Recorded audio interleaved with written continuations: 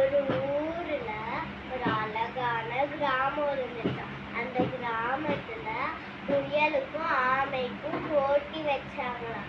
அப்ப எல்லாரும் யோசிச்சாங்களா, முயல் தான் வேகமா ஓடி வின் பண்ணோன்னு.